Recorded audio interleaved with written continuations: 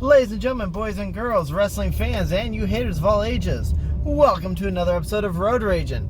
It is I, the Skfeffect, and I am once again joined by Fields. Not the loco of Lucha, not the dirty jersey, just Fields. Just the original. So, let's talk about the big event taking place in WWE this past week. It was the WWE Draft, taking place over 2 nights, SmackDown and Raw, leading to both programs' season premieres, because we have season premieres now. I forgot about that. They started doing that, I think, when they went to Fox.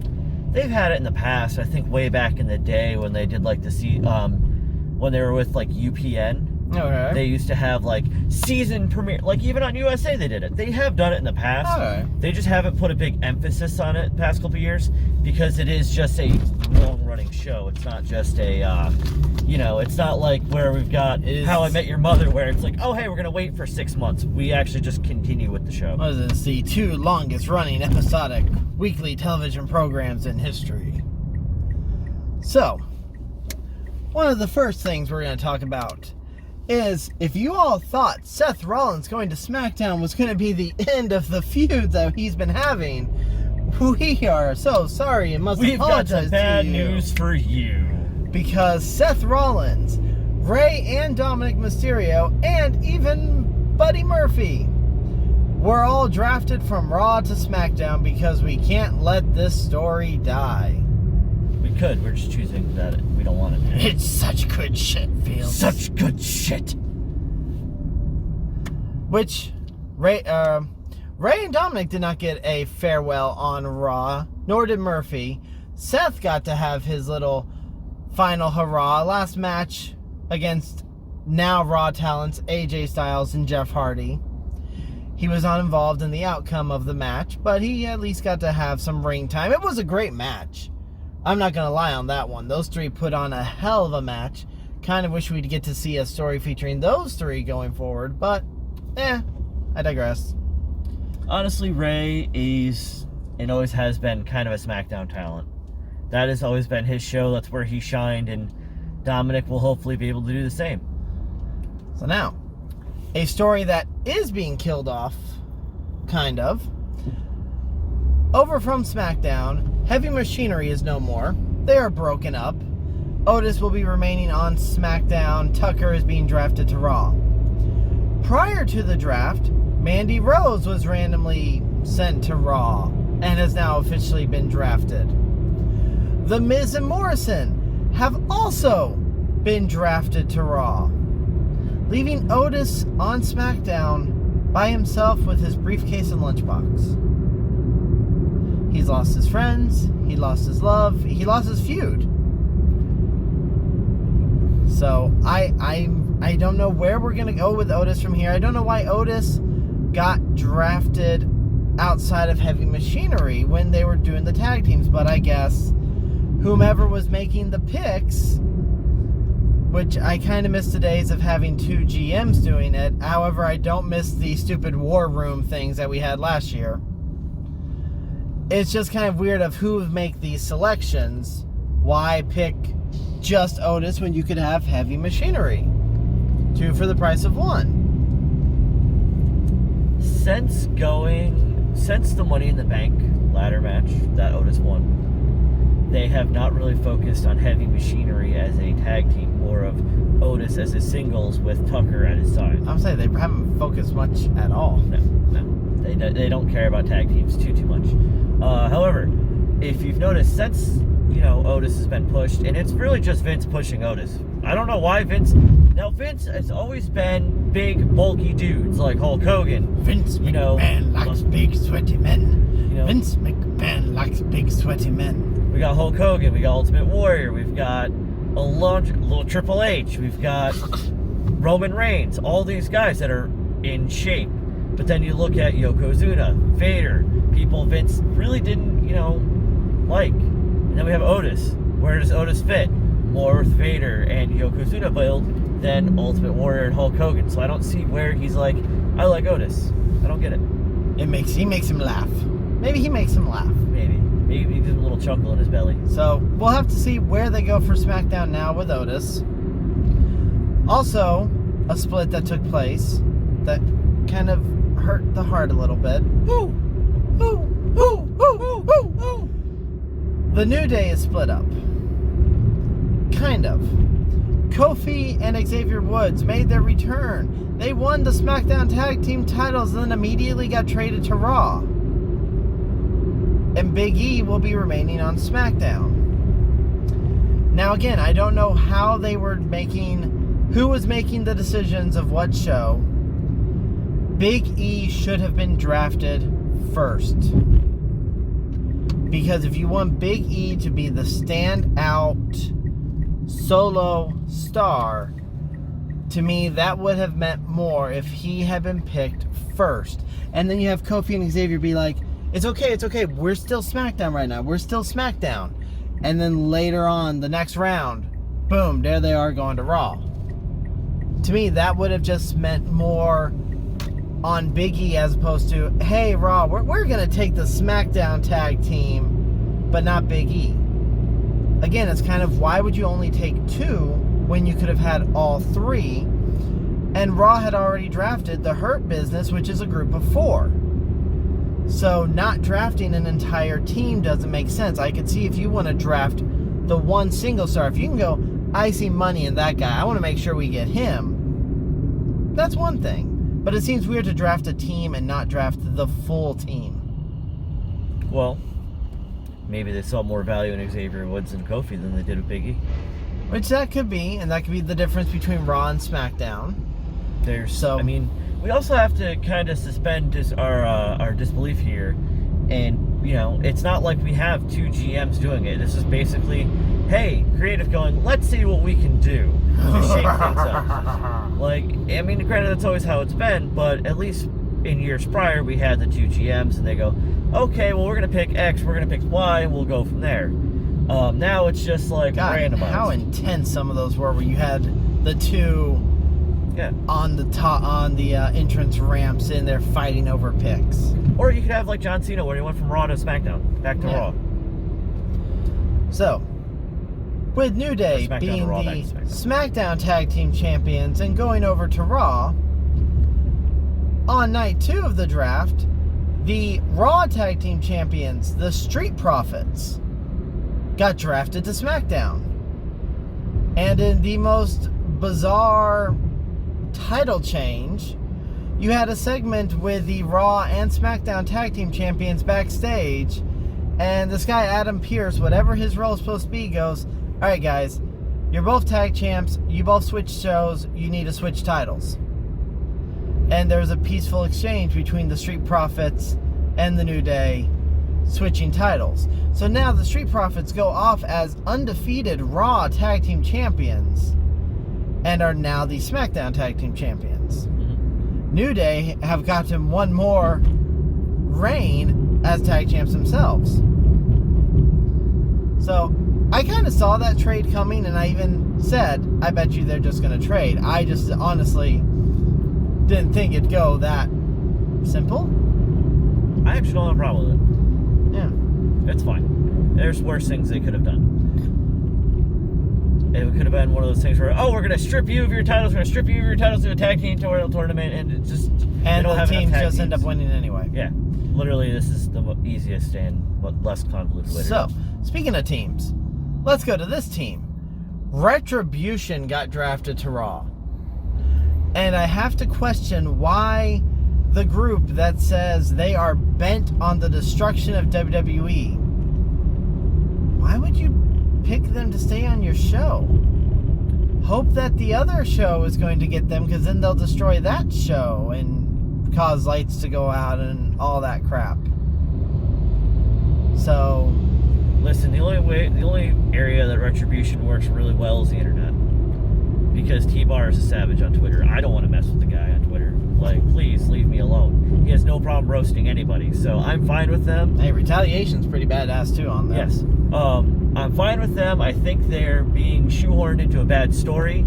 I think collectively they have a chance if given a chance to shine. If we take a step back and be like, all right, they're being booked, their storyline is screwy, but if their work ethic and how their mic footwork is, we'll go from there.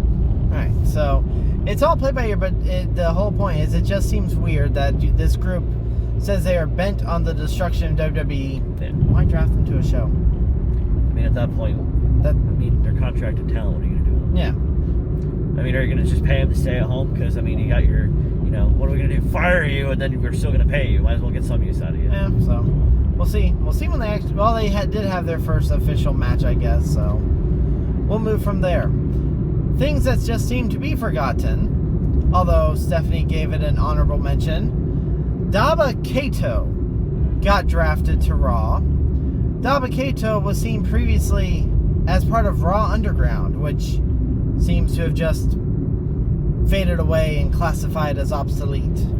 I think what happened with Raw Underground, it was going well, but with the current situation backstage, with the current, stuff, they've had to pull back on Raw Underground because a lot of the talent they were using on the outside of the ring was NXT Performance Center talent. Mm-hmm. So they've had to kind of pull away from it for a little bit. I think it makes sense to not have a Raw Underground show for a few weeks if you're going to focus on the draft. Like, focus on one thing, and then, in a couple of weeks, when everything kind of settles again, bring it back.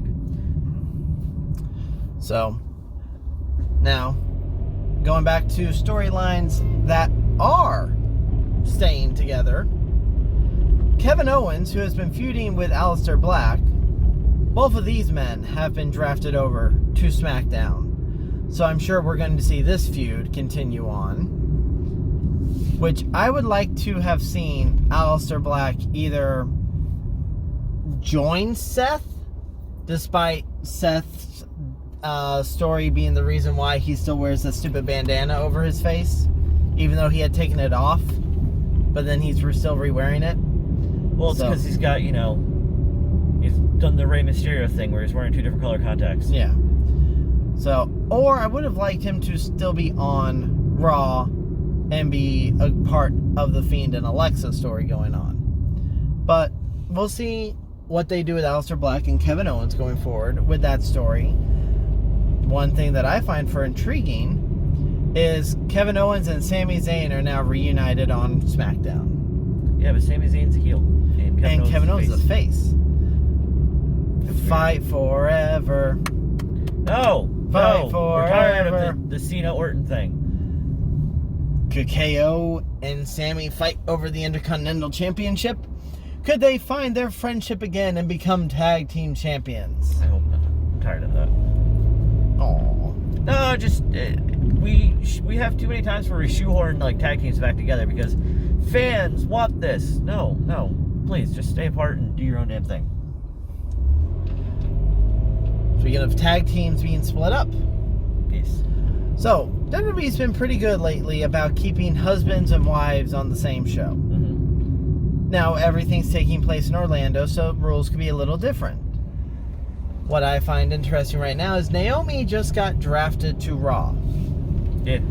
Naomi is married to Jimmy Uso, who is currently not actively wrestling. Jey Uso, who will be challenging for the Universal Championship at Hell in the Cell, is staying on SmackDown.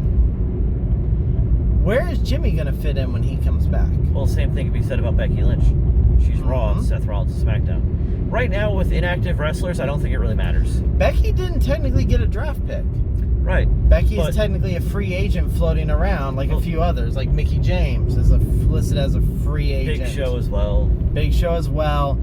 Lindsay and Grand Metalik They're going to go back to are NXT. free. So I'm kind of curious to see what they're going to do with that aspect. Are they going to try to keep both Usos separate to see how they might do in a singles run together? Because Jey has shown they can be singles competitors. Yeah. Between his match against Roman at Clash of Champions and then following Friday Night SmackDown versus AJ. I feel like Jey is getting the Kofi treatment a little bit.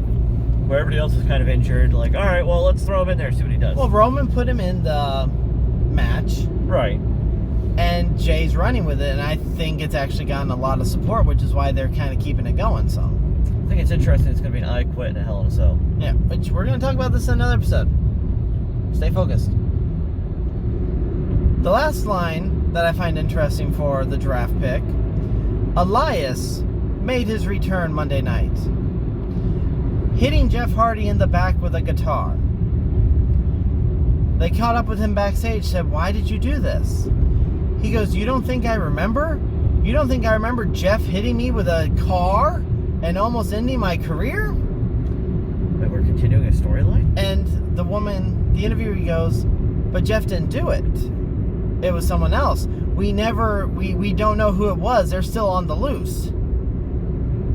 What? I thought we came up that it was Sheamus that drove the car and framed Jeff. Honestly, I still would have preferred it to be Baron Corbin. Which, Baron Corbin's saying on SmackDown, Sheamus did get drafted to Raw. So we'll see if somehow he ends up in this mix once again. But I just feel that's kind of... I like they're going to keep a storyline going. But Elias is going after the wrong guy, thinking he hit him. Either way, I'm happy to have Elias back. He'll be giving us a concert the next few Mondays. And he's returning as a heel. And we all know WWE stands for Walk with Elias. But I just found that kind of humorous. He apparently heard Jeff hit him and never got any further updates. So we'll see where they go. That's all the notes I have for the draft. A lot of people... Yep. I feel like this is one that we didn't touch base on, and the only reason why it stuck in my head because I was watching clips from Raw last night. All right. Right before this. Zelina Vega and Andrade yes. are undrafted, and I feel as though Andrade has gotten the short end of the stick. Because he is a really good talent that is consistently being misused, and I hope they end up on SmackDown. Could be. And we're going to see what happens to them. Because as seen on Raw, both of them were attacked by The Fiend and the Twisted Bliss. Can't say Twisted Sister because that's, Yeah, so the Twisted we're not going to Bliss. take it.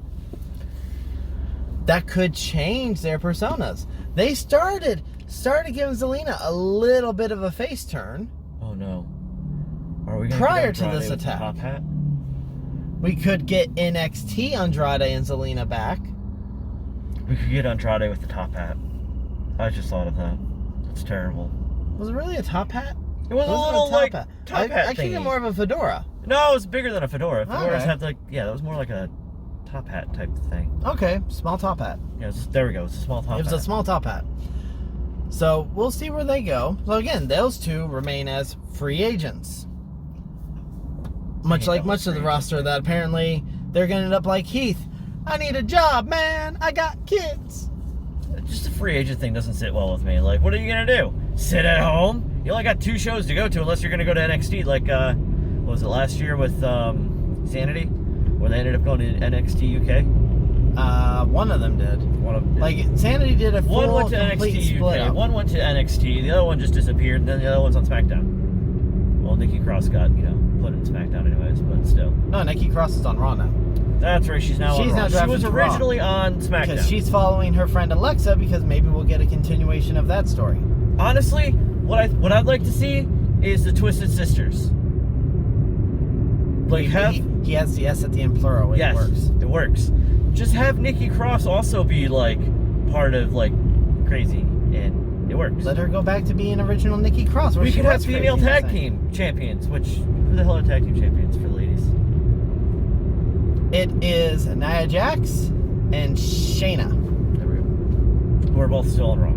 Yes, they are both still on Raw, but the tag titles are supposed to be able to go between all 3 brands, though they don't make many appearances on NXT. And no tag teams from NXT have gotten to become champion yet. And nobody from NXT got drafted. Nope, because apparently NXT was not actually part of the draft like originally rumored. God bless for the Garganos, because I really feared for them. Or Ciampa. Or Ciampa. Although he's just sitting at home, I think, again. So, that's it for today's episode. Comment below, what were your thoughts on the draft? What shocked you? What disappointed you? What kind of just leaves you going, well, go figure. Be sure to like, share, subscribe, and we will see you here next time for an episode of Road Ragin'. I've been the Skfeffect. He is Fields. We'll see you next time. Later days, y'all, and take care of yourselves, everybody. Deuces.